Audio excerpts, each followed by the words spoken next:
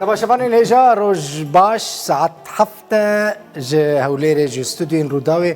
برنامه نوروجا دوستان دست پیدا که دو از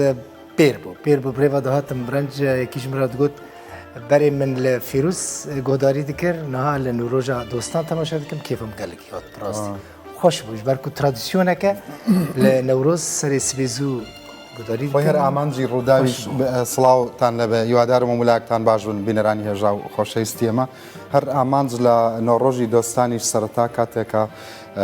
ئیدارەی ڕوودا و بەشی پلانی ڕوودا و ئەم پرۆگرامی دروست کرد ئەوە بووکە بەیانیان بە گەڕوتینێکی زیاترەوە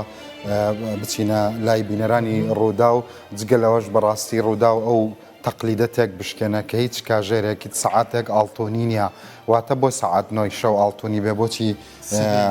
حوتی سبێ ئاڵتۆنی نەبێ بۆچی مەسەلەن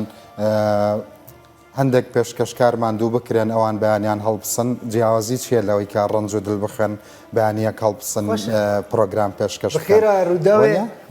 بخێرە جیاوازیەک نییە بە پێچوانەوە مۆرنین شۆ پرۆگرامەکانی بەیانیان سەنگینترین و قورسترین پرۆگرامەکانن لە ئەمریکا و لە ئەوروپا چونکە دەستپێکی ژیانە ئەوانەی کە ئینەرژی پۆزەتیڤەیەن بە خەڵک